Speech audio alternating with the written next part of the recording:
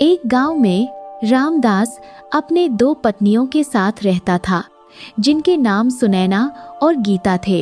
रामदास सुनैना और उसकी बेटी सोनल को बहुत प्यार करता था। वही गीता और उसकी बेटी मनीषा को बिल्कुल भी पसंद नहीं करता, जिस वजह से वह दोनों काफी दुखी रहती थी। वही सुनैना उन दोनों पर काफी अत्याचार करती थी। एक सुबह रामदास खेतों पर जा रहा था, तभी सुनैना ने उससे कहा, अजी घर का राशन खत्म हो गया है, राशन ले आना। क्या राशन खत्म हो गया?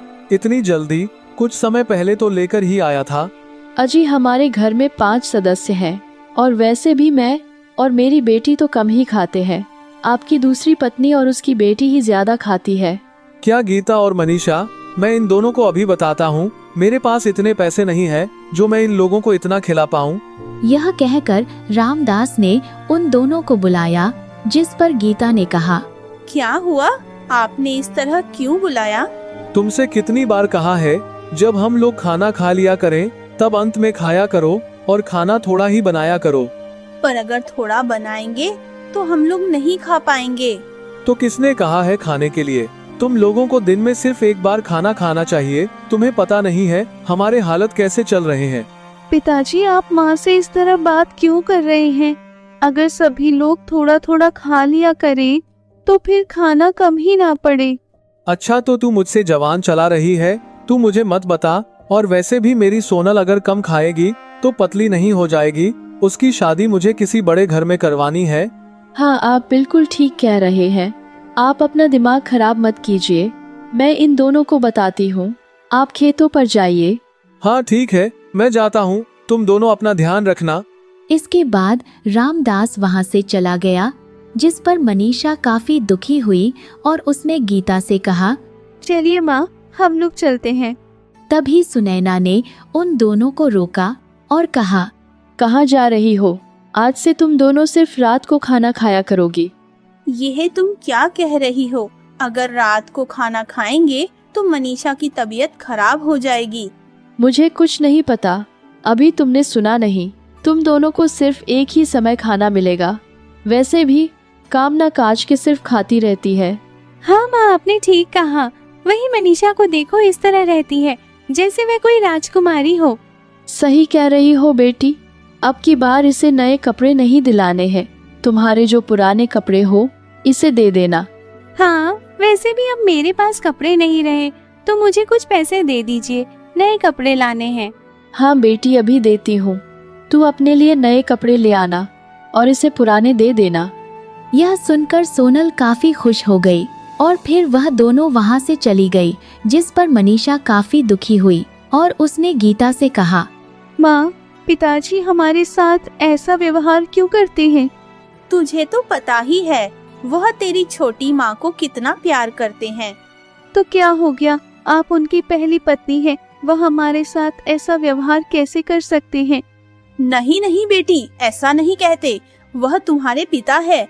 यह सुनकर मनीषा शांत हो गई। उसे पता था हमेशा उन दोनों को ही दोष दिया जाता था। धीरे धीरे समय गुजर रहा था। मनीषा अपनी सौतेली माँ और बहन की अत्याचारों से काफी ज्यादा परेशान हो गई और उसने अपने आप से कहा, अब मैं इस घर में नहीं रह सकती हूँ। अगर यहाँ पर रही तो मुझे और मेरी माँ को सौतेली माँ के अत्याचार सहने ही पड़ेंगे। इससे अच्छा मैं यहाँ से चली जाऊँ। पर तभी उसे अपनी माँ गीता की याद आई और उसने कहा, अगर मैं माँ को छोड़कर चली गई तो पता नहीं क्या होगा, पर अगर मैं यहाँ रही तो ना ही मैं खुश रह पाऊंगी, ना ही मेरी माँ। ये कहकर मनीषा घर छोड़कर चली जाती है। घर से आने के बाद मनीषा जंगल में भटक जाती है, जिससे वह काफी परेशान हो जाती है। अरे, ये मैं कहाँ आ गई? मुझे तो समझ ही नहीं आ रहा मुझे कहाँ जाना है।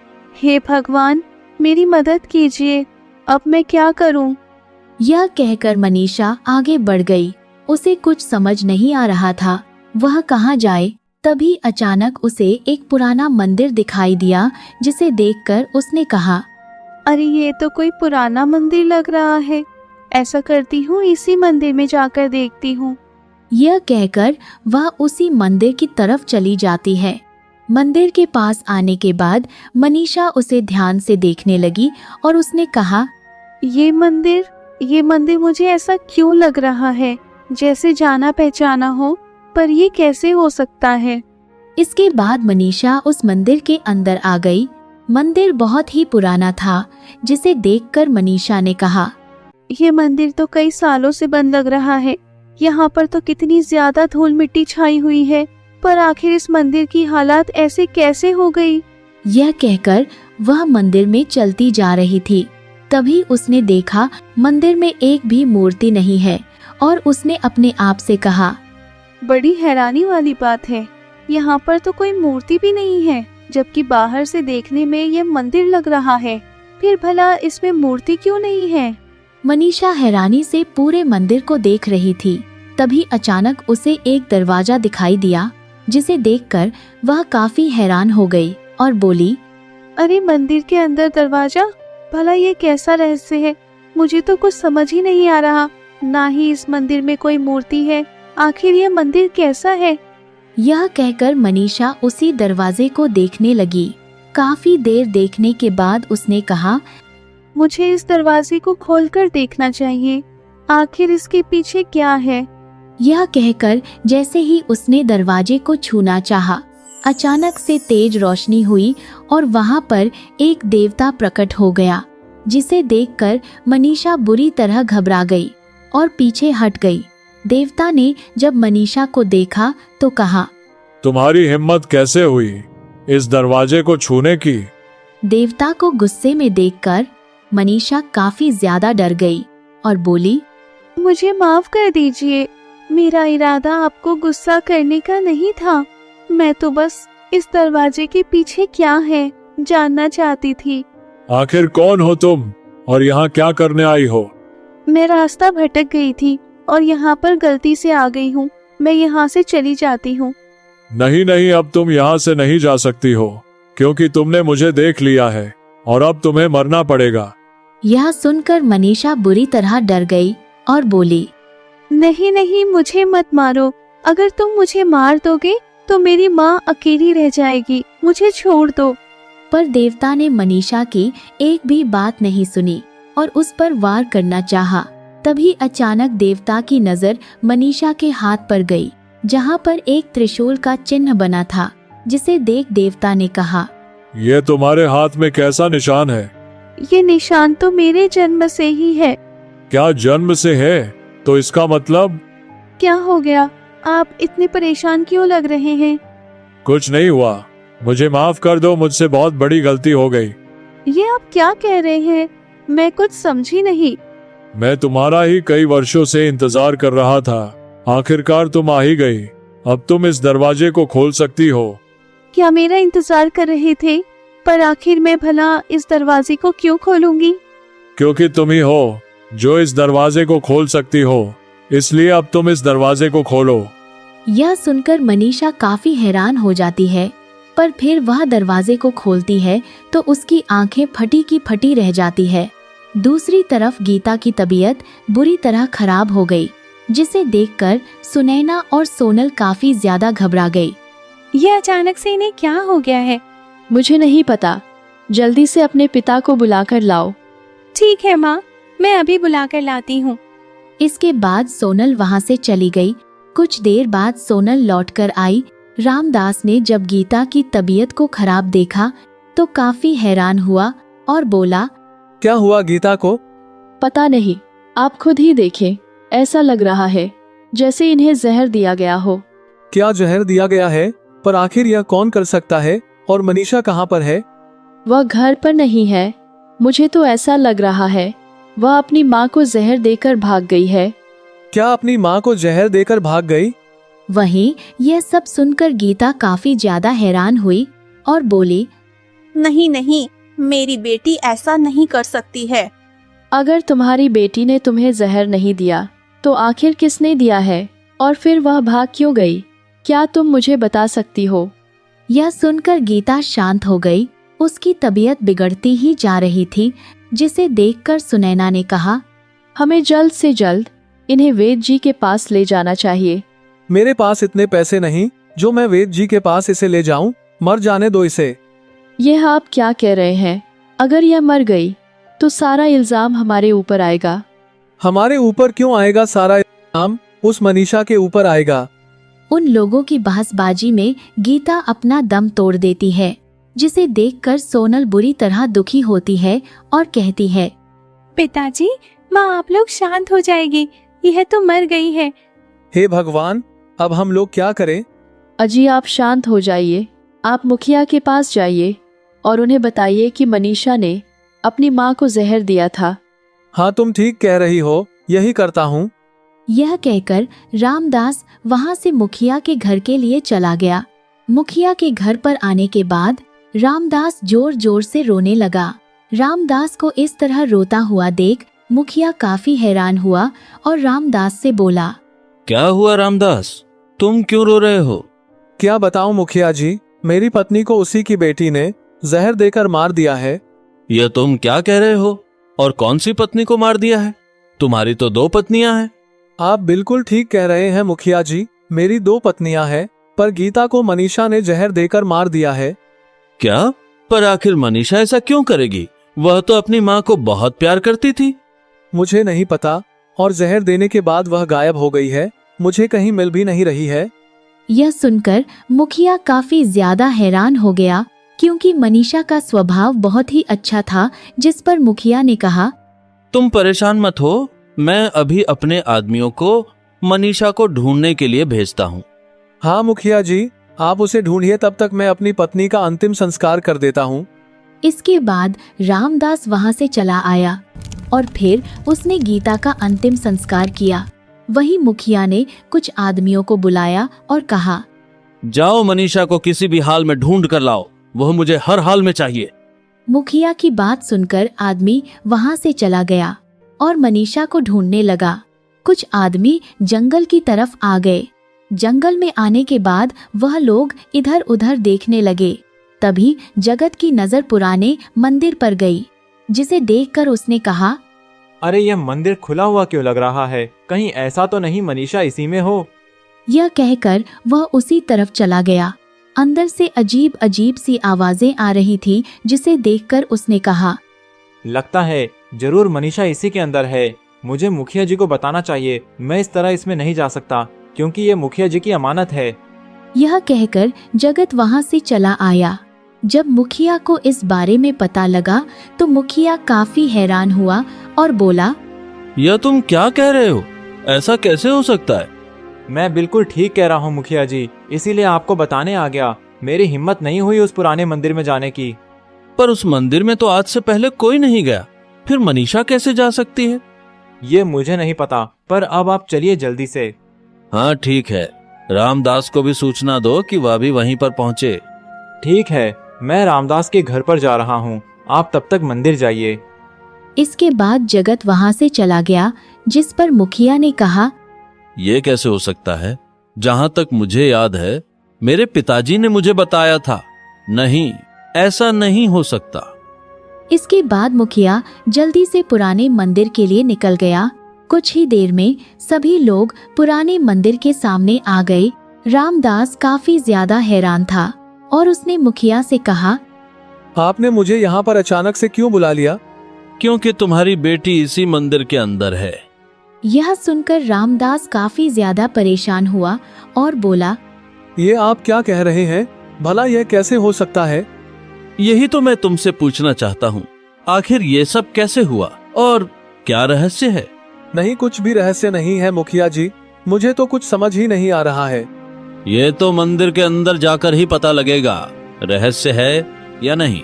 और अगर मुझे पता लगा कि तुमने कुछ गड़बड़ किया है तो मुझसे बुरा कोई नहीं होगा। यह सुनकर रामदास काफी ज्यादा परेशान हो गया, क्योंकि उसे तो कुछ समझ ही नहीं आ रहा था। इसके बाद सभी लोग मंदिर के अंदर गए और जब मुखिया ने उस कमरे को खुला हुआ पाया तो वह बुरी तरह हैरान हुआ, क्योंकि मनीषा खजाने के ऊपर बैठी हुई थी। वहीं पास में देवता भी खड़ा था, जिसे देखकर मुखिया ने कहा, ये कैसे हो सकता है? आखिर तुम खजाने तक कैसे पहुंच गई? क्योंकि यही असली खजाने की हकदार है, इस वजह से। नहीं, ये नहीं हो सकता। ये खजाना तो मेरे पूर्वजों का है। मुझे नहीं पता, मैं इसका रखवाला हूँ। मैंने तो बस त्रिशूल चिन्ह को देखकर ही पहचाना कि यही इस खजाने की हकदार है और इन्होंने ही इस कमरे को खोला है। वही यह सब देखकर रामदास काफी हैरान हुआ और बोला, यह सब क्या है? मनीषा, तुम यहाँ क्या कर रही हो? तुमने अपनी माँ को क्यों मारा? यह सुनकर मनीषा काफी दुखी हुई और बोली, ये आप क्या कह रहे हैं पिताजी? माँ मर गई। और क्या तुमने उन्हें जहर दिया था जिससे तुम्हारी माँ मर गई? यह सुनकर मनीषा काफी दुखी हुई और बोली, नहीं नहीं, मैंने अपनी माँ को जहर नहीं दिया था। जरूर यह सब मेरी सौतेली माँ और मेरी बहन का काम होगा। यह तुम क्या बकवास कर रही हो? अपनी जबान संभाल कर। मुखिया जी देखिए ना, यह मेरी पत्नी पर झूठा इल्जाम लगा रही है। नहीं नहीं, मैंने कुछ भी नहीं किया है। मुखिया जी, मैं भला अपनी माँ को क्यों मारूंगी? वही यह सब देखकर मुखिया भी काफी ज्यादा हैरान हो गया। उसे तो कुछ समझ ही नहीं आ रहा था और उसने कहा, तुम लोग शांत हो जाओ। पहले रामदास, तुम बताओ ये कैसे हो सकता है? मनीषा तो तुम्हारी बेटी है ना? फिर आखिर उसने मेरे पूर्वजों का खजाना कैसे खोल लिया? इसे तो सिर्फ मेरे घर में जन्म लिया हुआ इंसान ही खोल सकता था। यह सुनकर रामदास काफी हैरान हुआ और बोला, मुझे नहीं पता मुखिया जी, यह सब कैसे हुआ? क्या तुम्हें नहीं पता? ये तुम क्या बकवास कर रहे हो? मैं बिल्कुल ठीक कह रहा हूँ। मुझे नहीं पता कि इसका क्या रहस्य है। मैं तो बस अपनी पत्नी की मौत का रहस्य सुलझाने के लिए आपके पास आया था। मैंने कुछ नहीं किया है मुखिया जी। मुखिया जी, मैं बिल्कुल सही कह रही हूँ।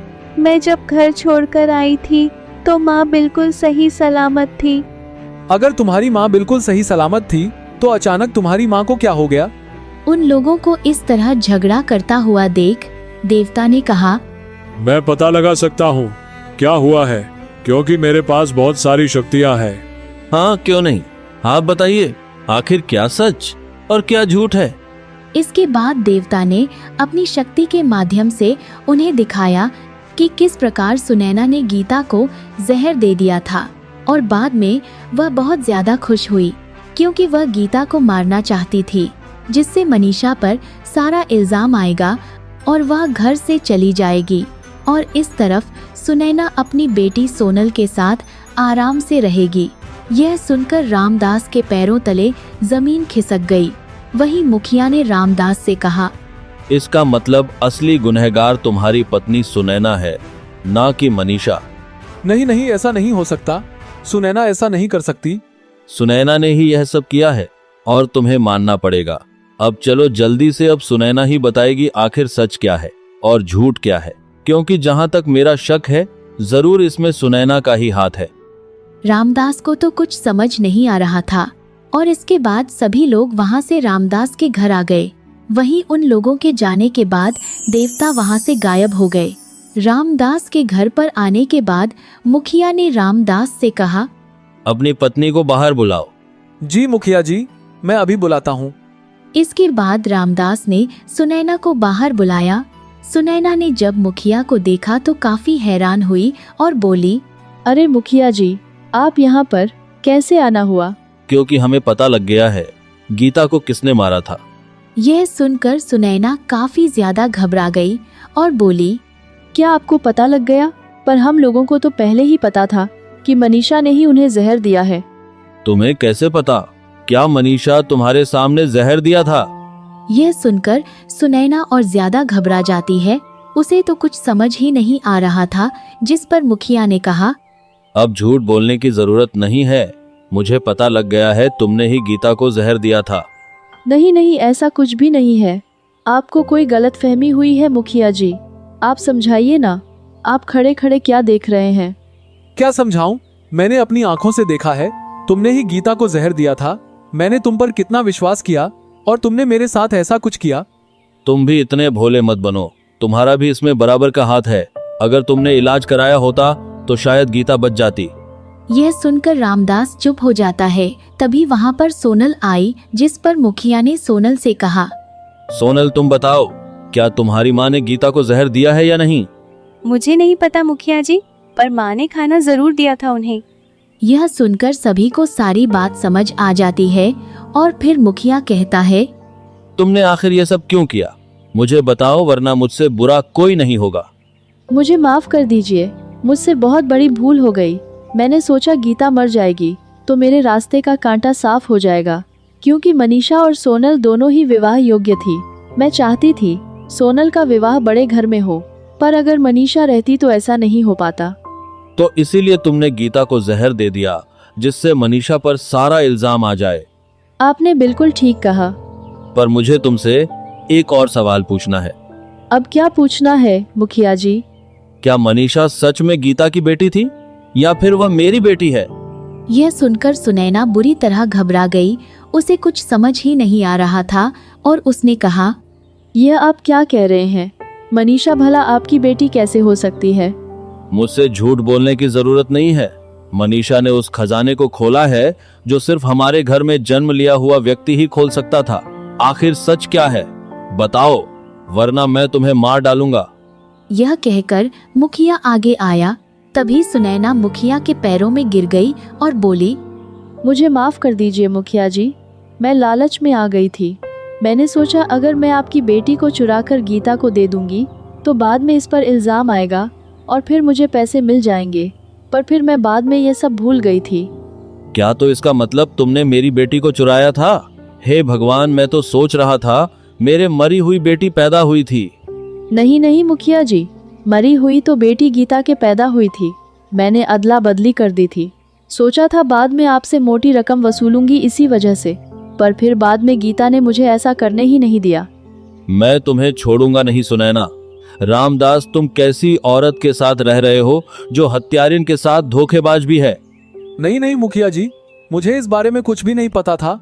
मैं इसमें जिम्मेदार नहीं हूँ। यह आप क्या कह रहे हैं? यह सब तो मैंने हमारे लिए ही किया था। नहीं नहीं, तूने यह सब अपने स्वार्थ के लिए किया। अगर मुझे पहले पता होता तो मैं यह सब करने ही नहीं देता। अब तुमने सुन लिया ना सुनैना, जिसके लिए तुमने किया था वह तो तुमसे पल्ला झाड़ रहा है। और रही अब तुम तीनों की बात, तो तुम सब निकल जाओ इस गांव से। वही यह सब सुनकर मनीषा भी काफी ज्यादा हैरान हो जाती है, क्योंकि उसे तो पता ही नहीं था वह मुखिया की बेटी है। जिस पर रामदास ने कहा, नहीं नहीं मुखिया जी, हमें माफ कर दीजिए। हमसे बहुत बड़ी भूल हो गई। मनीषा, तुम समझो ना मुखिया जी को। क्या समझाऊं? आपने इस औरत के चक्कर में मेरी माँ और मुझ पर बहुत अत्याचार किया है। आपको सजा मिलनी ही चाहिए। सुन लिया ना मनीषा के मुंह से। अब निकलो यहाँ से, वरना मैं अपने आदमियों को बुलाकर तुम लोगों को गांव से बाहर निकलवा दूंगा। यह सुनकर रामदास, सुनैना और सोनल काफी ज्यादा दुखी हो जाते हैं और फिर वह लोग वहां से चले जाते हैं। जिस पर मुखिया मनीषा से कहता है, अब तुम्हें दुखी होने की जरूरत नहीं है। मैं तुम्हारे साथ हूँ। मुझे बहुत खुशी है कि तुम मेरी बेटी हो। यह सुनकर मनीषा भी काफी ज्यादा खुश हो जाती है और फिर मुखिया मनीषा को अपने साथ घर ले आता है और अब मनीषा आराम से मुखिया के साथ रहती है।